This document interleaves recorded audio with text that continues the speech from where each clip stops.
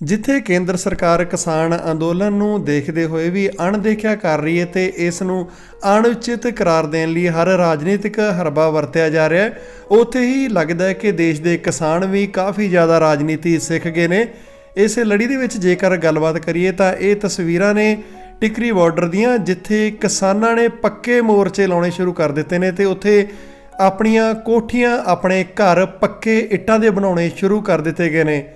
ਕਿਸਾਨਾਂ ਦਾ ਜਿਹੜਾ ਮੁੱਖ ਕਾਰਨ ਹੈ ਇਹ ਪੱਕੇ ਘਰ ਬਣਾਉਣ ਦਾ, ਜਿਸ ਦੇ ਵਿੱਚ ਮੌਸਮ ਦੀ ਮਾਰ, ਉਸ ਦੇ ਨਾਲ ਸੀਜ਼ਨ ਦੇ ਦੌਰਾਨ ਜਿੱਥੇ ਟਰੈਕਟਰ ਟਰਾਲੀਆਂ ਦੀ ਕਾਫੀ ਵਰਤੋਂ ਹੋਣੀ ਹੈ ਫਸਲਾਂ ਦੀ ਸਾਂਭ ਸੰਭਾਲ ਲਈ, ਉੱਥੇ ਇਸ ਗੱਲ ਨੂੰ ਲੈ ਕੇ ਹੀ ਕਿਸਾਨ ਹੁਣ ਪੱਕੇ ਘਰ ਬਣਾ ਰਹੇ ਨੇ ਕਿ ਇੱਥੋਂ ਟਰੈਕਟਰ ਟਰਾਲੀਆਂ ਨੂੰ ਹਟਾ ਕੇ ਪੱਕੇ ਤੌਰ ਤੇ ਇੱਥੇ ਰਹਿਣ ਬਸੇਰੇ ਬਣਾਏ ਜਾਣ ਤੇ ਜਦੋਂ ਤੱਕ ਵੀ ਅੰਦੋਲਨ ਚੱਲੇ ਉਸ ਨੂੰ ਬੜੇ ਹੀ ਸਹਿਜ ਤਰੀਕੇ ਨਾਲ ਕਿਸਾਨ ਨੇਪਰੇ ਚਾੜ ਸਕਣ ਤੇ ਇਹਨਾਂ ਕਾਲੇ ਕਾਨੂੰਨਾਂ ਨੂੰ ਵਾਪਸ ਕਰਵਾ ਕੇ ਹੀ ਘਰਾਂ ਨੂੰ ਮੁੜਨ। ਕੋਠੀ ਪੈ ਰਹੀ ਆ ਵੀ ਕਿਸਾਨਾਂ ਦੀ, ਅੱਗੇ ਵੀ ਦੱਸਿਆ ਵੀ ਬੜੇ ਔਖੇ ਹੋ ਜਾਣੇ ਠਾਉਣੇ।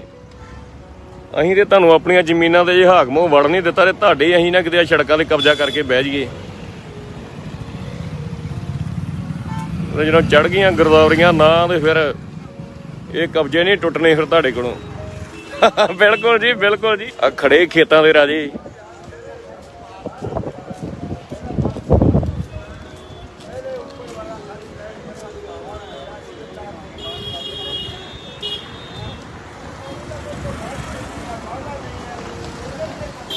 ਹੋਰ ਚੜ੍ਹਦੀ ਕਲਾ ਜੀ। ਲਾਗੇ ਪੱਕੇ ਮੋਰਚੇ ਜੀ, ਲੱਗ ਗਈਆਂ ਮੋਟਰਾਂ ਦੇ ਦੇਣਗੇ ਛੱਤ ਚਬਾਰੇ, ਲੱਗ ਗਈਆਂ ਮੋਟਰਾਂ ਤੇ ਇਹ ਦੇਣਗੇ ਛੱਤ ਚਬਾਰੇ।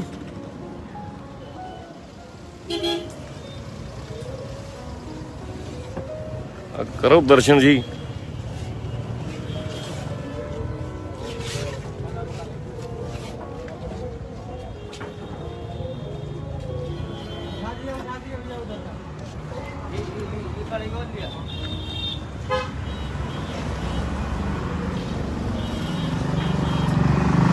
ਦਿੱਲੀ ਦੇ ਹਾਕਮ ਹੋਏ ਇਹ ਇਕੱਠ ਪੈਣਗੇ ਪਾਰੇ, ਲੱਗ ਗਈਆਂ ਮੋਟਰਾਂ ਤੇ ਆਓ ਦੇਣਗੇ ਛੱਤ ਚਬਾਰੇ।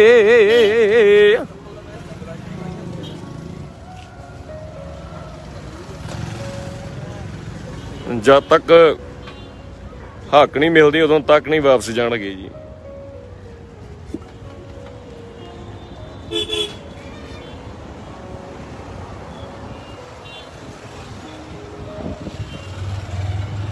ਦਿੱਲੀ ਦੇ ਹਾਕਮ ਹੋਏ ਇਹ ਇਕੱਠ ਪੈਣਗੇ ਪਾਰੇ, ਲੱਗ ਗਈਆਂ ਮੋਟਰਾਂ ਤੇ ਇਹ ਦੇਣਗੇ ਛੱਤ ਚਬਾਰੇ।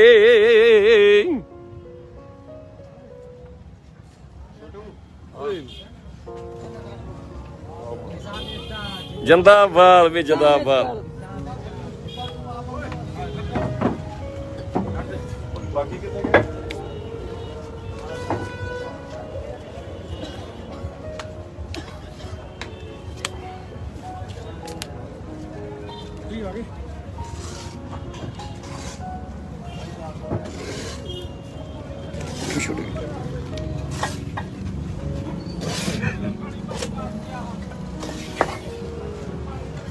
कढ़ाई लिया ना, उधर जाके चलो, कढ़ाई लिया ना।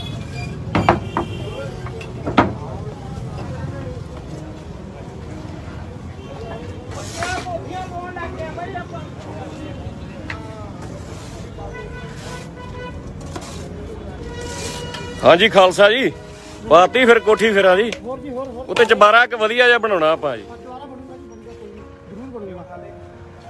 परमात्मा तुहाडी इच्छा पूरी करी। चढ़दी कला जी।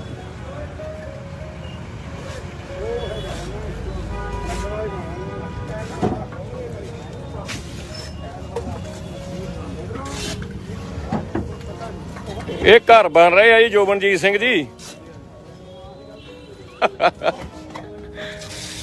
ਇਹ ਦ੍ਰਿੜ ਇਰਾਦਿਆਂ ਨਾਲ ਆਏ ਆ ਜੀ, ਮਜ਼ਬੂਤ ਇਰਾਦੇ। ਤੇ ਜਦੋਂ ਗਰਦੌਰੀਆਂ ਵੀ ਸਾਡੇ ਨਾਂ ਚੜ ਗਈਆਂ ਨੇ ਸੜਕਾਂ ਦੀਆਂ, ਤੇ ਫਿਰ ਦੀਵਾਨੀ ਦਾਵਾ ਚੱਲੂ ਦਿੱਲੀ ਦੇ ਹਾਕਮਾਂ ਨਾਲ ਸਾਡਾ। ਤੇ ਦੀਵਾਨੀ ਦਾ ਵੀ ਅੱਗੇ ਅਸੀਂ ਬੜੇ ਲੜਦੇ ਆਏ ਆ। ਫਿਰ ਲੰਮੇ ਫਿਰ ਔਖੇ ਹੋਏ ਨੇ ਕਬਜ਼ੇ ਛਡਾਉਣੇ ਹਾਕਮਾਂ ਨੂੰ।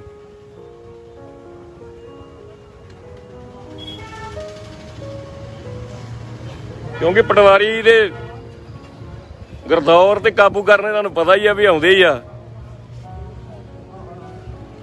ਤਹਿਸੀਲਦਾਰਾਂ ਨਾਲ ਵਾਹ ਪੈਂਦੇ ਰਹਿੰਦੇ ਆ ਜ਼ਿਮੀਂਦਾਰਾਂ ਦੇ, ਤੇ ਜਦੋਂ ਚੜ ਗਈਆਂ ਗਰਦੌਰੀਆਂ ਨਾ ਫਿਰ ਹਾਕਮੋਂ ਬੜਾ ਔਖਾ ਹੋ ਜਾਊਗਾ। ਫਿਰ ਤੇ ਅਜੇ ਵੀ ਬੰਦੇ ਦੇ ਪੁੱਤ ਬਣ ਜਾਓ, ਬੰਦੇ ਦੇ ਪੁੱਤ ਬਣ ਕੇ ਤੇ ਇਹ ਬਿੱਲ ਜਿਹੜੇ ਵਾਪਸ ਲੈ ਲਓ, ਨਹੀਂ ਤੇ ਪ੍ਰਬੰਧ ਹੋ ਗਿਆ ਜੀ।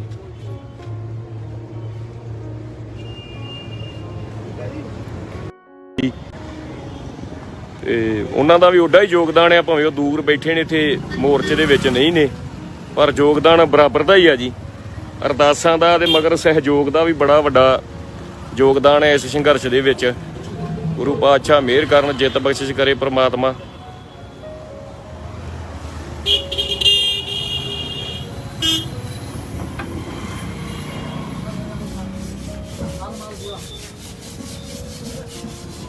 ਆ ਸ਼ੇਰ ਬੁੱਕਦੇ ਪੰਜਾਬ ਦੇ ਜੀ।